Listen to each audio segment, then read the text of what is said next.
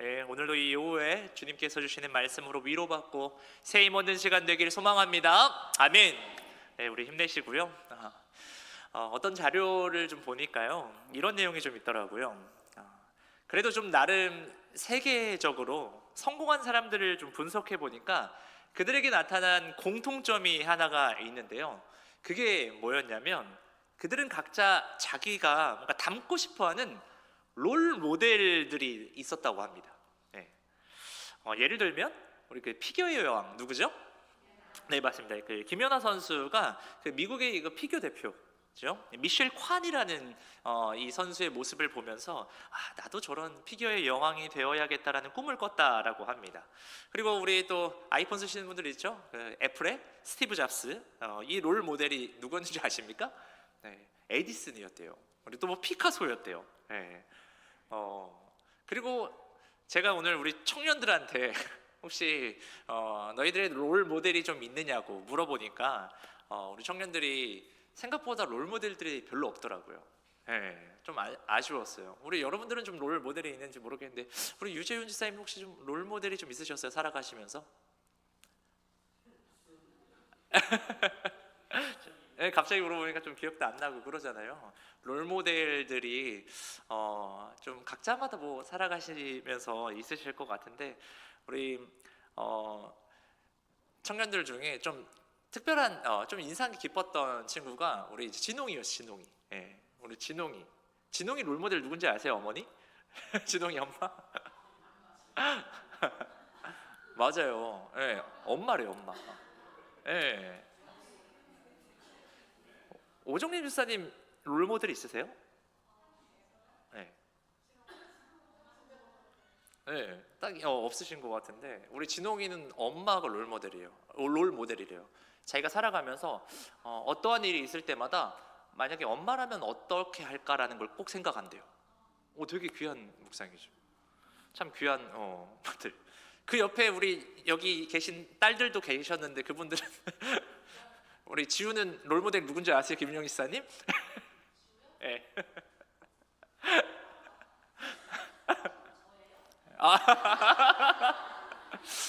제가 어제 우리 토요일에 저희 청대부 톡방에다가 자기 롤 모델 생각해서 오라 그랬거든요. 그래서 오늘 아침에 우리 지우가 예배 드리면서 우리 엄마를 계속 봤대요.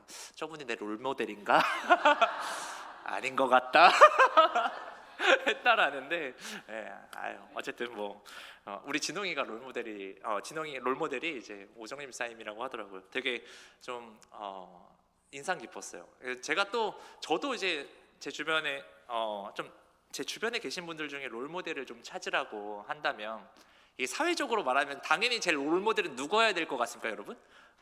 사람으로 하면은 여러분 이 사회생활 많이 하시니까 여러분 잘 아셔야죠. 그렇죠. 아니 부목사가 담임 목사님이 롤모델이 돼야죠. 우리 우진이가 오늘 딱 그러더라고요. 우진이가 청년 회장이잖아요. 우진아 너의 롤모델 뭐냐? 저는 김동영 목사님입니다. 야 진짜 우리 우진이. 근데 뭐 그런 거 말고 제가 솔직하게 딱히 저도 이렇게 돌아보면 이렇게 롤 모델이 이렇게 별로 없는데 제가 저번 주에 우리 현빈이 혜인이 결혼식 갔을 때 너무 인상 깊은 모습을 하나 봤어요. 그게 누구였냐면 제가 정길모 집사님이었어요. 오늘 왜 저 가정이 많이 나오네. 정길모 집사님 왜 제가 너무 좀 새롭게 봤냐면 둘째 딸 진경이가 몇 살인 줄 아세요? 네, 거의 지금 23살입니다. 20대 넘었잖아요. 근데 아빠랑 그 결혼식장에서 손을 잡고 걸어가는 거예요. 밥 먹으러 가는데 아빠랑 손을, 그러니까 팔짱까지는 제가 이해하거든요. 그래서 손을 잡고 가는 거예요. 되게 너무 인상 깊었어요. 나도 진짜 저런 아빠 되고 싶다. 정말 김용균 일사님도 되게 딸 가연이랑 친한데 손 잡나요 지금? 손 잡고 다니세요? 가연이랑 잡아요? 그죠? 그렇잖아요. 이거 쉽지 않잖아요. 딸 가진 아빠들 확인해야 돼요. 우리 김병길 일사님 채연이랑 손 잡고 가능해요? 걸어 다녀요? 업고 다녀. 우리 담임 목사님 시윤이랑 손 잡아요? 절대 못 잡아요. 큰일 나죠. 사춘기 친구들을 이렇게 손 잡으면 안 되는데 근데 너무 인상 깊었어요. 나도 저런 아빠 되고 싶다. 20대 넘은 그 딸이 아빠의 손을 잡고 이렇게 그 사람 많은 데서 간다는 게 너무 귀한 모습이었던 것 같은데요. 우리가 이제 살아가면서 롤 모델들이 하나 있으면 참 좋을 것 같아요. 네. 근데 제가 왜 이 말을 했냐면 제가 좀 어렸을 적부터 제가 참 성경의 인물 중에 정말 닮고 싶은 인물들이 좀 몇몇 있었어요. 구약에는 누가 있었냐면 다니엘이라는 인물을 너무 좋아해요. 그래서 저희가 지금 둘째가 약간 아들인 것 같아요. 네, 근데 아들 이름을 다니엘이라고 지으려고 제가 하고 있는데 엄청난 반대들이 많아가지고 다들 막 너무 그러지 말라고 하는데 그 정도로 제가 다니엘 정말 너무 좋아하는 인물 중에 하나고 신약에서는 사도행전에 되게 많이 나와요. 보시면 바나바도 있고 다비다, 루디아 막 귀한 인물들 많이 있는데 오늘 이 본문에 등장하는 이 스데반 집사님, 진짜 이 스데반 집사님은 어렸을 때 이렇게 성경 잘 모를 때도 너무 좀 인상 깊게 다가왔던 인물이 바로 이 스데반 집사님이거든요. 왜냐하면 이 사도행전 보게 되면요 정말 많은 인물들 많이 나오는데 대표적으로 영향력 있는 인물들이 이제 바울 많이 나오거든요. 바울 많이 나오고 베드로 많이 나옵니다. 그 다음에 가장 많은 분량이 나오는 사람이 바로 이 스데반이라는 사람이에요. 무려 성경의 사도행전 오늘 6장부터 해서 7장 이 두 장에 걸쳐서 스데반 집사님에 대한 이 구구절절한 스토리들이 자세하게 묘사되어져 있는데요. 성경의 저자 입장에서 봤을 때 이 스데반처럼 그렇게 탁월하고 훌륭한 또 인물이 없다는 것을 또 말해주고 있는 것 같은데요. 개인적으로 제가 이번에 이제 스데반 묵상하면서 우리 큰빛교회 모든 성도님들이 좀 이 스데반의 모습을 롤모델 삼고 우리가 본받을 수 있으면 좋지 않을까라는 좀 생각을 하면서 오늘 본문 말씀을 함께 좀 나눌 수 있으면 좋겠다 생각을 했습니다. 제가 왜 스데반 집사님을 롤모델로 삼자고 하는 그 첫 번째 이유가 뭐냐면 우리 스데반 집사님이 두 가지가 되게 충만하시거든요. 그거를 우리가 한번 찾아보면 좋겠는데 우리 말씀 6장 8절을 한번 읽어봤으면 좋겠습니다. 한번 읽어볼까요? 시작. 스데반이 은혜와 권능이 충만하여 큰 기사와 표적을 민간에 행하니. 아멘. 그러니까 이 스데반에 대한 성경의 설명을 보면요 오늘 본문 쭉 봐보세요. 그러면 3절에도 나오고 5절에도 나오고 8절에도 나오는데 이 스데반 집사님에 대한 설명 중에 이 세 구절에서 같은 단어가 나오는 게 있습니다. 그게 뭡니까? 바로 빨리 찾아보시죠. 네, 두 글자 바로 충만이라는 단어입니다. 충만이라는 단어. 스데반은 누구보다 이 충만한 사람이었어요. 넘치는 사람이었던 거죠. 그래서 3절, 5절, 8절 종합해보면 이 스데반은 성령과 지혜와 믿음과 은혜와 권능이 충만한 사람이었다라고 지금 표현하고 있습니다. 성경 인물 가운데 여러분 다 찾아보세요. 이렇게 5가지 충만함을 가진 사람이요 스데반밖에 없어요. 우리 예수님 제외하고 그만큼 참 탁월했다라는 표현인 것 같습니다. 그래서 이 어떻게 보면 5가지 이 단어를 한 단어로 요약할 수가 있는데 그게 바로 성령 충만했다라고 요약해 볼 수 있을 것 같습니다. 우리가 지금 초대교회의 부흥의 역사들을 보고 있는데 일관적으로 나오는 것이 바로 이 성령 충만입니다. 스데반 집사님 역시 동일하게 성령 충만한 것을 볼 수가 있습니다. 그런데 스데반 집사님이 자기에게 맡겨진 사역이 여러분 뭐죠? 이분에게 맡겨진 사역 바로 구제 사역이었어요. 집사님들이 그때 당시에 해야 될 사역들이 구제 사역이었었는데요. 이 구제 사역을 하면서 동시에 어떤 일들이 벌어졌다고 아까 성경 보면 나오죠? 이 구제 사역들 하면서 기사와 표적과 능력이 함께 나타났다고 성경은 말하고 있습니다. 여기서 우리가 발견할 수 있는 것 같습니다. 이 성령의 사람의 특징, 성령의 사람은요 먼저 보면 영혼들을 잘 살피는 것 같습니다. 그들에게 성령 충만한 사람들에게는 영혼들이 보이는 것 같아요. 오늘 본문 초반부에 보면요 초대교회 안에서 이 구제 문제, 구제하는 문제로 헬라파 성도들과 히브리파 성도들 사이에 갈등이 생기게 되는 모습을 볼 수가 있습니다. 그래서 사도들이요 말씀과 기도 사역에 전념하기 위해서 이 성령과 지혜가 충만한 7 사람을 세워가지고 구제 사역을 맡기게 되죠. 그래서 온 교회가 이 결정을 기쁘게 받아들입니다. 그리고 사도들이 그들을 위해서 기도하고 안수하고 사역을 위임하게 하는 그런 의식, 우리 다음 주에 있을 그런 것처럼 한 거죠. 근데 이런 일들이 왜 일어나게 됐냐면 초대교회가 빠르게 이제 부흥하다 보니까요, 갑자기 막 사람들이 많아졌죠. 그러다 보니까 성도들 사이에서 갈등이 생기게 됩니다. 사람이 많으면 갈등이 생길 수밖에 없어요. 근데 어떤 갈등이 있었냐면 그때 교회에 두 부류의 유대인 신자들이 있었습니다. 하나가 히브리파 유대인들이었고, 이 사람들은 뭐냐면 그 예루살렘 유대 지역에서 자라가지고 히브리어를 쓰는 사람들이에요. 그리고 또 다른 하나는 이제 헬라파 유대인들이라고 해가지고 외국에서 자란 거죠. 예루살렘 말고 다른 지역에서 자라서 그리스어를 사용하는 사람들을 말합니다. 근데 여러분 이렇게 말하기가 좀 어렵죠. 제가 좀 쉽게 설명을 해보면 이렇게 말씀드릴 수 있을 것 같아요. 뭐냐면 한국에서 목회하시는 목회자 자녀들을 저희가 영어로 뭐라고 하는 줄 아시나요? 한국에서 목회하시는 목회자 자녀들을 PK라고 해요. 패스터 키즈라고 해가지고, 패스터가 목사인데 그 목사 자녀들, 그걸 PK라고 표현을 하거든요. 그 친구들을 히브리파 유대인이라고 생각하시면 좀 편해요. 히브리파 유대인. 그리고 헬라파 유대인들은, 우리 선교사님 자녀들은 또 뭐라고 하는지 아세요? MK라고 합니다. 미셔너리 키즈라고 해가지고 MK라고 저희가 표현을 하거든요. 그런 해외 선교사님들 자녀들, 어떻게 그런 친구들이 어떻게 보면 헬라파 유대인들이라고 생각하면 좀 이해하기가 편할 것 같아요. 이 친구들이, 이 어떻게 보면 목회자 자녀들이 가정을 해보는 거죠. 이 친구들이 이제 서울에서 한 공동체를 이루게 된 거예요. 근데 이렇게 인원들이 좀 많다 보니까 서로 갈등이 생긴 거죠. 무슨 문제냐면 매일마다 그 본부에서 어려운 가정들을 돕는데 그때 헬라파 유대인들, 그러니까 선교사님 자녀들 가정들이 보기에 선교사님들 자녀들, 이 가정들은 잘 안 도와주고 한국교회 목회자 자녀들만 막 도와주는 거예요, 그 본부가. 그러니까 마음이 상한 거죠, 선교사님 자녀들 그 가정 쪽에서. 그래서 헬라파 유대인들이 히브리파 사람들을 원망하게 된 거예요. 서로 간에. 좀 이해가 좀 편하지 않습니까? 더 어렵나?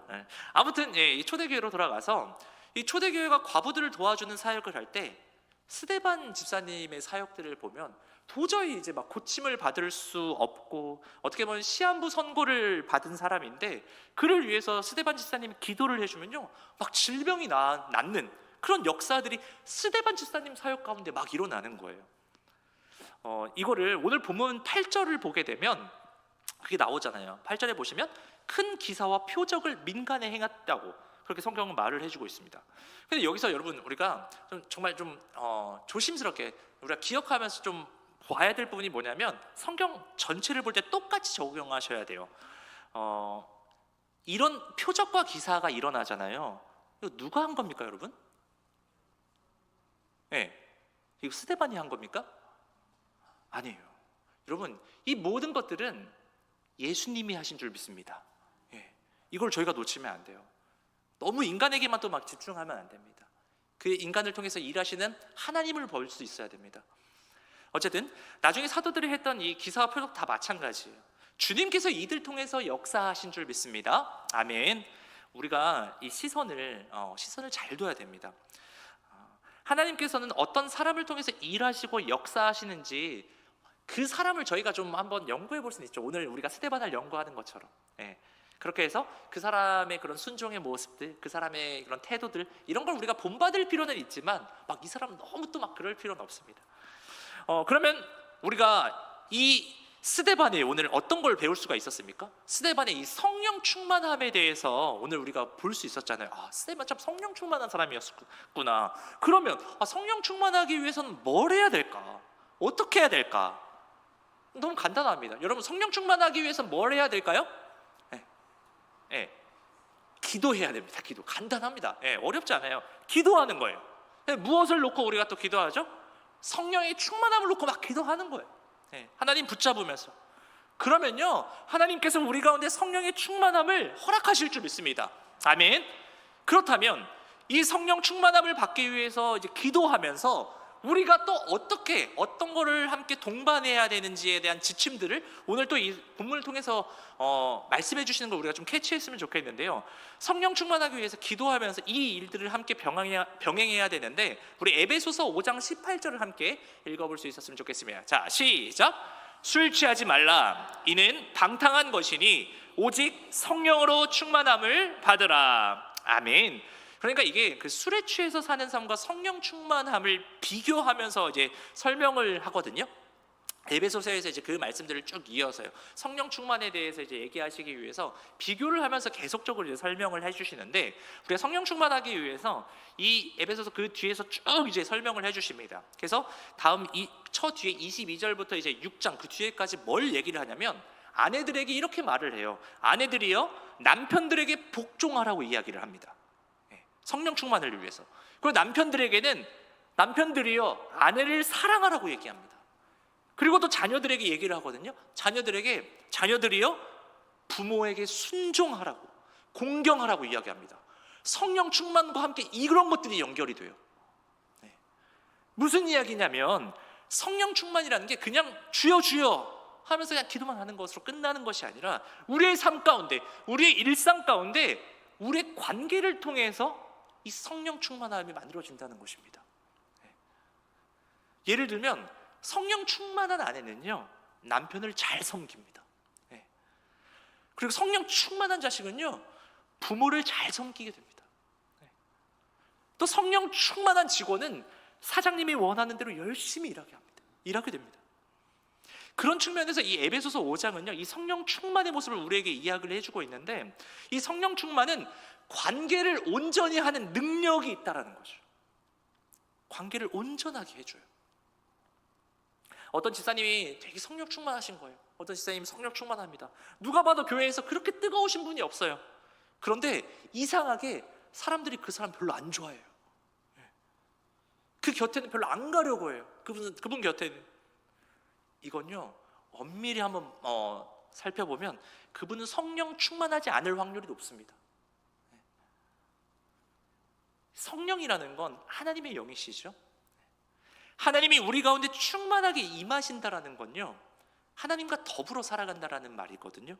그럴 때 많은 사람들에게 참 이해할 수 없는 그런 매력들을 발산하게 됩니다. 그래서 성령 충만한 어떤 분들 보면요, 그 곁에는 꼭 사람들이 막 붙어요. 그분 곁에는 사람들이 많습니다. 관계가 너무나 좋기 때문입니다. 관계의 폭이 되게 넓으십니다. 사람들이 오고 싶어 하는 모습, 함께 하려고 하는 그런 모습, 이게 바로 어떻게 보면 성령 충만한 사람들의 모습이라는 것이죠. 오늘 8절에 이 스데반을 이야기하면서 이렇게 말을 하죠. 아까 전에 본 것처럼 은혜 충만하고 성령이 충만하다. 이 성령 충만의 모습은 은혜 충만, 이것과 또 밀접한 관계가 있는데, 은혜가 충만한 거. 여러분, 우리가 은혜라는 게 뭐죠? 우리 담임 목사님께서 수요 예배 때 은혜에 대해서 잠깐 언급하셨었거든요. 은혜. 우리 담임 목사님은 은혜를 그 자격 없는 자에게 베풀어 주신 능력이라고 말씀하셨습니다. 맞아요. 근데 저는 이제 거기에 더해서 이 은혜라는 히브리어 단어의 뜻 중에 이런 뜻이 있더라고요. 무슨 뜻이 있냐면 덮어주다라는 뜻이 있습니다. 덮어주다. 은혜는 덮어주는 거거든요. 어떠한 문제가 있어요. 잘못이 있는 거예요. 그런데 덮어주는 거, 그게 은혜인 거죠. 우리 예수 그리스도의 그 은혜가 여러분 무엇입니까? 예수 그리스도의 은혜, 그건요, 우리의 죄와 허물을 덮어주신 거잖아요. 그게 바로 예수 그리스도의 은혜거든요. 그래서 이 은혜라는 건 상대방의 약점과 허물을 덮어주는 겁니다. 스데반은 은혜가 충만했어요. 그러니까 다 덮어주는 거죠. 다 포용하는 겁니다. 원수일지라도 다 자기를 죽이려고 했었는데도 그들을 덮어주고 넘어가는 그런 모습들을 볼 수가 있습니다. 그러니까 나중에 사람들의 눈에 비친 그 스데반의 모습이 여러분 어땠다고 오늘 성경 말하고 있나요? 맞아요. 천사와 같았다. 제가 오늘 한 분 좀 소개해 드리려고 하는데요. 우리 그 사진을 한 번만 띄워주시면, 네덜란드 출신의 기독교 신앙이면서 작가인 코리 텐 붐이라는 분이신데요. 이 코리는 1892년입니다. 4월 15일에 네덜란드 하를렘이라는 곳에서 시계공이자 독실한 크리스찬인 아버지, 이 카스퍼10 붐의 과정에서 매일 가정 예배와 또 성경 읽기, 기도를 드리며 살았다고 해요. 그렇게 그리스도의 향기를 드러내며 살던 중에 이제 1940년이죠. 1940년 무슨 일이 있었죠? 네, 세계대전이 있었죠. 독일이 이제 네덜란드를 점령했을 때 이 텐붐 가족은요, 유대인들을 숨겨주는 비밀 은신처를 만들어주는 그런 일들을 했었대요. 그들을 숨겨주고, 그래서 그들의 집 2층에 비밀방이라 불리던 작은 공간이 있었는데, 이곳에 수많은 유대인과 저항군 인사들을 숨겨주면서 그들의 생명을 구하는 일을 했었다고 합니다.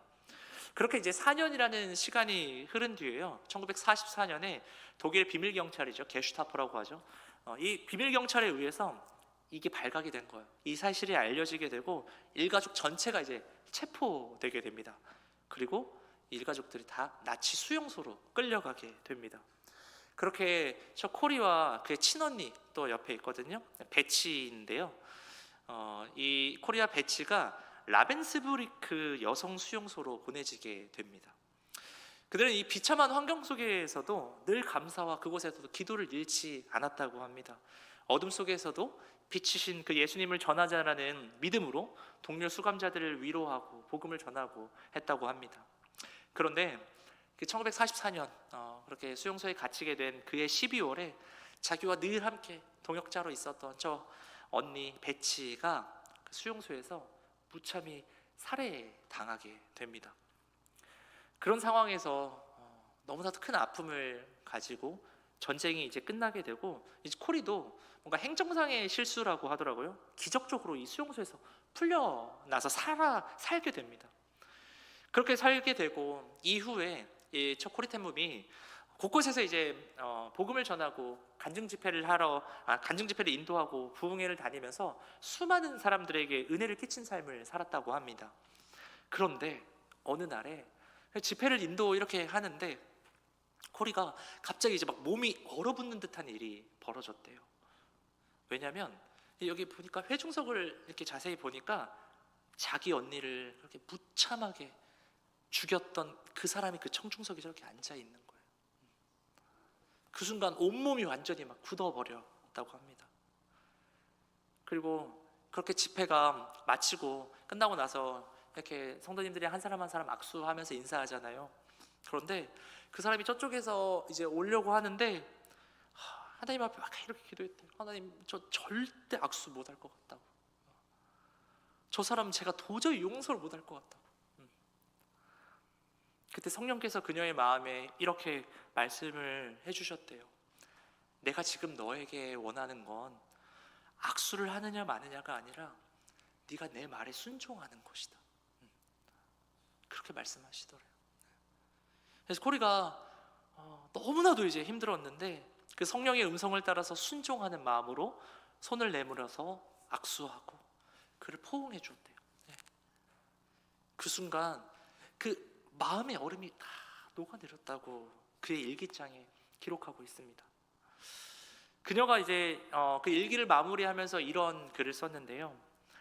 용서할 수 있느냐 없느냐가 아니라 순종의 삶만이 우리를 성령 충만하게 할 수 있다라고 적으며 일기를 마무리하는데요. 저는 이 모습을 보면서 이런 생각이 듭니다. 여러분, 우리가 하나님의 말씀에 순종하며 살아간다는 것, 이게 바로 성령 충만의 모습이라는 것을 우리가 기억하며 살아가기를 축원합니다. 아멘.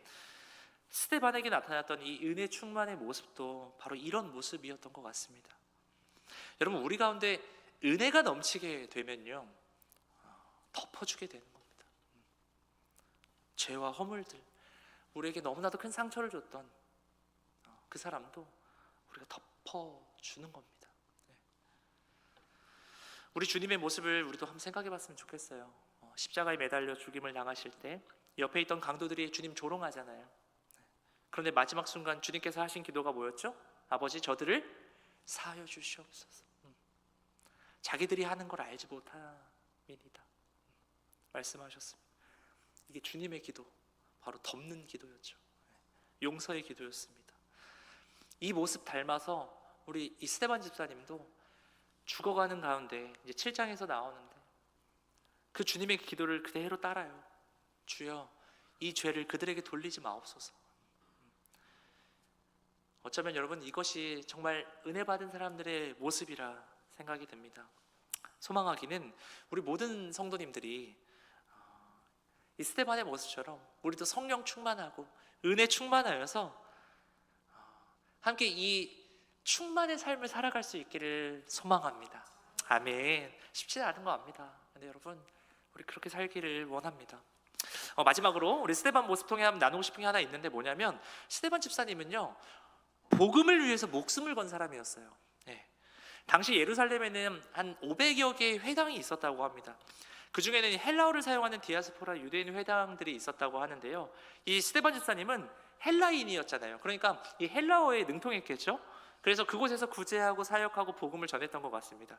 그런데 그들에게 스데반 집사님이 복음을 전하자 여러 가지 이제 막 논쟁들이 벌어진 거예요. 신학적 논쟁들이 벌어졌던 것 같아요. 그래서 오늘 본문 6장 9절에서 한번 10절을 보시면요, 스데반이 그 지혜와 성령으로 말함을 그들이 능히 당하지 못하여라고 하면서 증언을 합니다.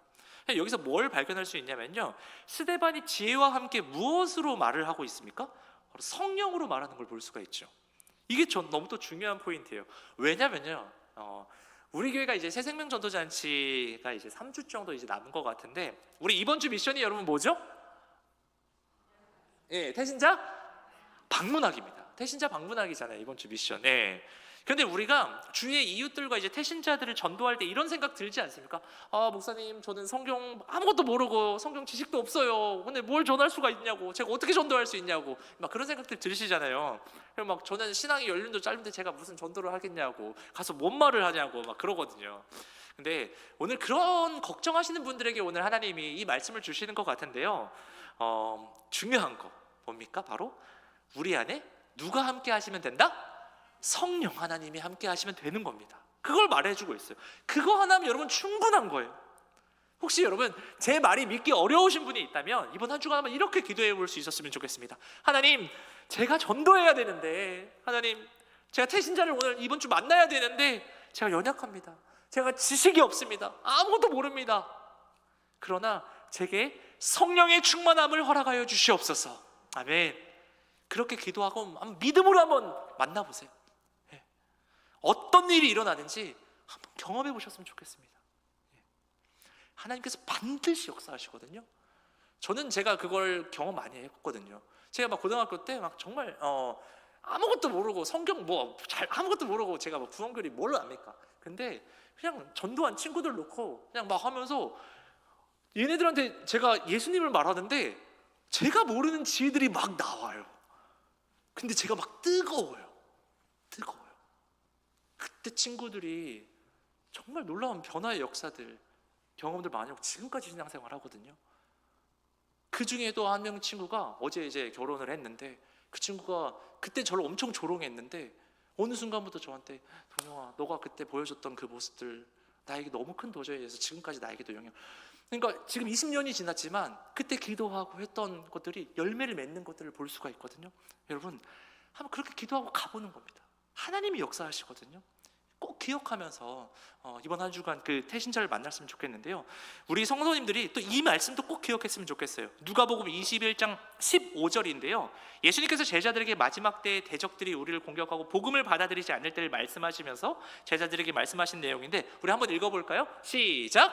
내가 너희의 모든 대적이 능히 대항하거나 변박할 수 없는 구변과 지혜를 너희에게 주리라. 아멘. 주님 분명하게 오늘 말씀하셨잖아요. 내가 너희에게 모든 대적이 감히 대항할 수 없는 그 구변과 지혜를 줄 것이다. 아멘. 네. 소망하기는요, 우리 모든 성도님들이 이번 주 이 말씀 한번 붙잡고 그 성령의 충만함을 구하면서 우리 태신자 방문할 수 있기를 축원합니다. 아멘. 말씀 정리하겠습니다. 오늘 우리가 스데반 집사님 통해서 하나님께서 어떻게 복음을 증거하는지를 한번 살펴봤습니다. 스데반 집사님은 어떤 상황 속에서도 이 두려움 대신 믿음을 선택했거든요. 그리고 미움 대신 사랑을 선택했습니다. 사람들은 이 스데반 집사님을 향해서 돌을 들었지만 스데반은 그들을 위해서 기도했습니다. 네. 아마 그 얼굴이 천사의 얼굴처럼 빛났던 이유가 그의 마음이 이미 성령으로 충만해서 하나님을 바라볼 수 있는 그 믿음이 있었기 때문이지 않나 생각이 듭니다. 여러분, 성령 충만이라는 건 특별한 사람에게 주어지는 것이 아닙니다. 성령 충만은요, 순종하고자 하는 사람에게, 복음을 전하려는 마음을 가진 사람에게 하나님께서 부어주시는 선물인 줄 믿습니다. 아멘. 이번 한 주간 우리 맡겨진 태신자를 품고 방문해서 복음을 전할 때 우리 스데반처럼 성령의 충만함으로, 은혜의 충만함으로 나아가시는 이번 한 주 되기를 소망합니다. 기도하겠습니다.